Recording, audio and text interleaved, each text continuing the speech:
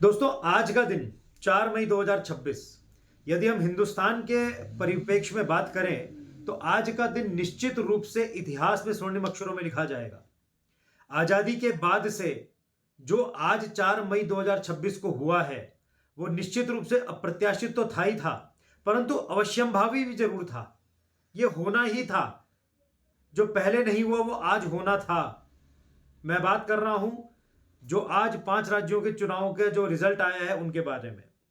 और इसमें जो सबसे खास बात है वो है बंगाल का चुनाव। आजादी के बाद पहली बार भारतीय जनता पार्टी की इसमें जीत हुई है। आजादी के 78 वर्षों के बाद पहली बार भगवा ध्वज वहां पे लहराया है और यह एक बहुत बड़ी और ऐतिहासिक जीत है। पहले तो सबसे सर्वप्रथम मैं जो हूं, जितने भी हमारे देश के सनातनी, हमारे देश के हिंदू परिवार और हिंदू लोग हैं, उन सबका मैं बहुत बहुत आभार और धन्यवाद व्यक्त करता हूं, जिन्होंने इस जीत को जो है वो सुनिश्चित किया। और खासकर बंगाल, आसाम और पुडुचेरी के लोगों ने, इसमें मुस्लिम भी शामिल है, हिंदू भी शामिल है और भी अन्य धर्मों के लोग भी शामिल हो सकते हैं, जिन्होंने अपने एक सामूहिक प्रयास से भारतीय जनता पार्टी को इतनी अप्रत्याशित जीत दिलाई है। पुडुचेरी में भारतीय जनता पार्टी ने अपना परचम लहराया। आसाम में तीसरी बार हैट्रिक लगाई है अपनी, लगातार 3 बार हिमंता बिस्वा शर्मा वहां के मुख्यमंत्री के रूप में अब शपथ लेंगे। इसके साथ ही बंगाल में जो आज हुआ है वो शायद न भूतो न भविष्यति। जो आज हुआ है वो पहले कभी हुआ नहीं और आगे भी किस रूप में होगा भी कह नहीं सकते, पर लेकिन ये निश्चित रूप से ऐतिहासिक है। इससे पहले मैं जो बंगाल की जो जीत है, मैं उन कार्यकर्ताओं को समर्पित करता हूं, जो भारतीय जनता पार्टी के वो कार्यकर्ता या राष्ट्रीय स्वयंसेवक संघ के वो कार्यकर्ता, जिन्होंने अपने जान, अपने प्राण गंवाकर इस भारतीय जनता पार्टी, इस भगवा ध्वज को वहां पे लहराने में अपने जो है जीव प्राणों की आहुति दे दी। ये समस्त जीत, ये सारा जो इतिहास आज लिखा गया है, ये सब कुछ उन्हीं लोगों को समर्पित है।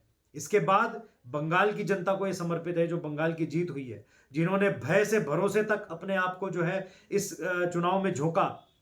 कहां वो जो है डर के मारे वोट डालने नहीं जा पाते थे और वहां इतना प्रचंड मतदान हुआ है। उसके बाद भारतीय जनता पार्टी की इतनी प्रचंड जीत हुई है, आज वो उसके लिए निश्चित रूप से बहुत ही उनको जो है साधुवाद अर्पित किया जाना बहुत जरूरी है। आइए थोड़ा सा एक नजर डालते हैं इतिहास पर बंगाल के, कि बंगाल में कब क्या हुआ, कैसे घटनाक्रम वहां पर हुए।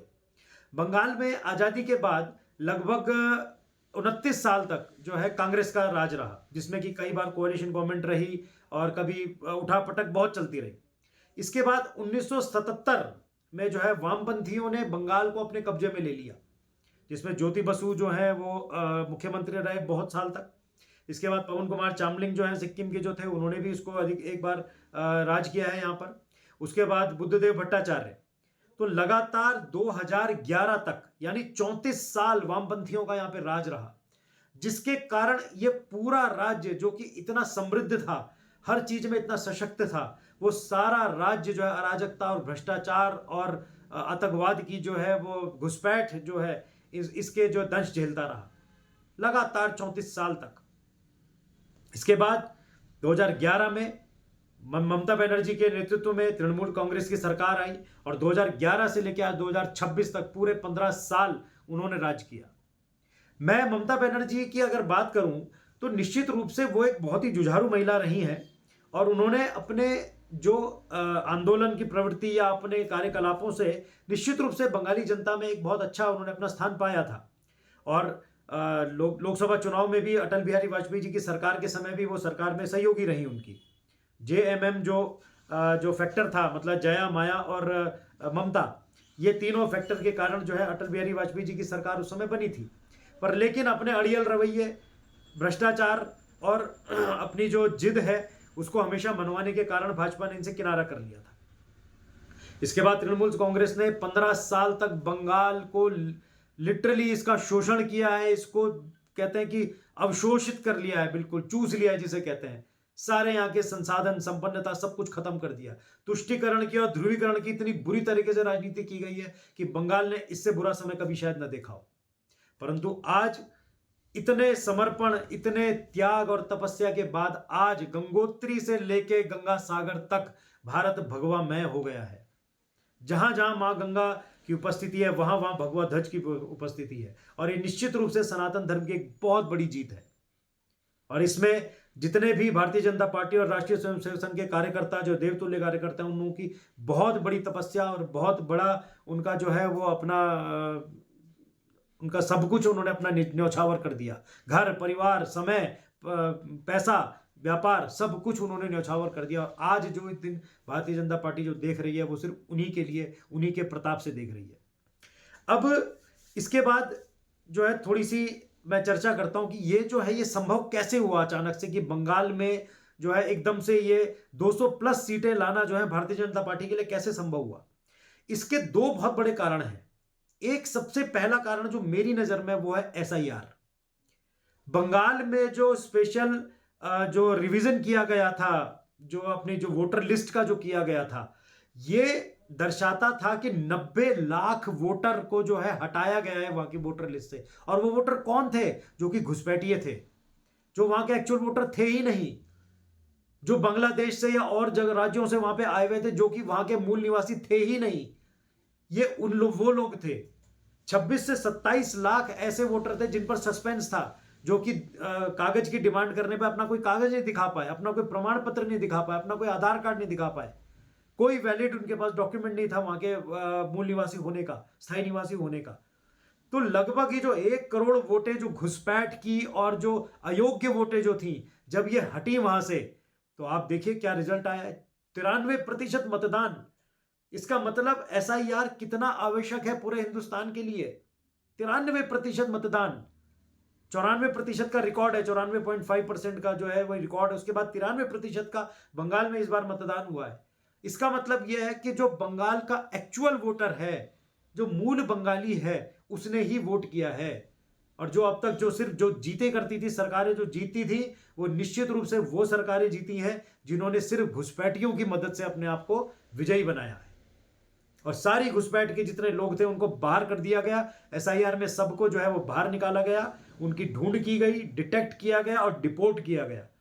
उसके बाद आज ये जो रिजल्ट आया है कि जो एक्चुअल वोटर है, इसका मतलब एक्चुअल वोटर के मन में आज भी सनातन और भगवा के प्रति बहुत सम्मान और आदर और श्रद्धा है, जिन्होंने अपना बढ़ चढ़ के मतदान में हिस्सा लिया और 93% वोट के साथ जो है बंगाल को सर्वोपरि कर दिया। और आज का जो प्रत्याशित रिजल्ट है, 200 प्लस सीटें भाजपा को मिलना, यह बहुत बड़ा इतिहास जो है भाजपा ने लिख दिया है। ममता दीदी जो है निश्चित रूप से अब बंगाल की नजर से हट चुकी हैं, बंगालियों की नजर से हट गई हैं। उनके जो बहुत जो माटी और मानुष जो है, माँ माटी मानुष का जो राजनीति थी, वो धीरे धीरे मुस्लिम और तुष्टिकरण उस पर चली गई। क्या वो लोगों को दिख नहीं रहा था? लोगों को दिख रहा था और लोगों ने उसका सटीक जवाब दिया इस बार उनको। और इसकी नींव जो है वो 2016 के चुनाव में रखी जा चुकी थी, जो भाजपा बिल्कुल हाशिए पर आ चुकी थी, पर लेकिन शुरुआत कर दी थी भाजपा ने अपनी। उसके बाद 2021 के चुनाव में एक बहुत स्ट्रॉन्ग कॉम्पिटिटर के रूप में भाजपा उभरी थी, पर लेकिन वो जीत नहीं पाई या पास भी नहीं आ पाई बहुमत के। पर लेकिन वहां से भाजपा ने अपनी जो दखल अंदाजी है वो शुरू कर दी थी। और आज 2026 में बंगाल की जनता ने जो है अपना जो है सारा प्रेम, जो अपना जो सारा विश्वास है, वो नरेंद्र मोदी जी पर दिखाया और भारतीय जनता पार्टी के ऊपर दिखाया, जिसके लिए वो निश्चित रूप से बधाई के पात्र है। अब बात करते हैं कि बंगाल की जीत इतनी स्पेशल क्यों है, इसके क्या मायने हैं कि बंगाल को जीत लिया तो समझ लिए बहुत कुछ जीत लिया। देखिए, बंगाल जो है सिर्फ एक राज्य नहीं है, ये एक लाइफलाइन है हमारे देश के जो पूर्व है, जो ईस्ट सेक्टर है, उसकी एक लाइफलाइन है। वहां से बंगाल जीतने के बाद आतंकवाद पर पूरी तरह से अंकुश लग जाएगा, घुसपैठ पर पूरी तरह से अंकुश लग जाएगा, बांग्लादेश के ऊपर पूरा नियंत्रण, पूरी नजर रखी जा सकती है। कहते हैं वहां पे कुछ 127 किलोमीटर का ऐसी है जहां पे फेंसिंग नहीं लगी थी कभी भी। अब वहां पर वो सारी चीजें हो सकती हैं जिससे घुसपैठ रुकेगी, अवैध घुसपैठ जो होती है वो रुकेगी। जो घुसपैठियों के हौसले इतने बुलंद थे, मार काट, गाली गलौच और आए दिन मारपिटाई होना, कत्लेआम कर देना, जो सामान्य रूप से हुआ करता था, वो सब चीजों पर अंकुश लग जाएगा। इसके साथ ही पूर्वोत्तर के जितने भी राज्य हैं उन पर भी पूरी नजर रखी जा सकती है, पूरा कंट्रोल रखा जा सकता है, जिसको चिकन नेक कहा जाता है। उस पर भाजपा का जो है केंद्र सरकार का पूरा नियंत्रण रहेगा कि कोई भी जो है वो उस पर अपनी जो है बुरी दृष्टि न डाले उस चिकन नेक पर, जिससे कि हमारे पूर्वोत्तर राज्य काटे जा सकते थे। तो ये वामपंथ को उठाना, उखाड़ फेंका पहले ममता बनर्जी ने। इसके बाद ममता बनर्जी जैसी जो इस समय की अगर मैं बात करूं तो वो निश्चित रूप से अयोग्य जो थी वो एक मुख्यमंत्री थी।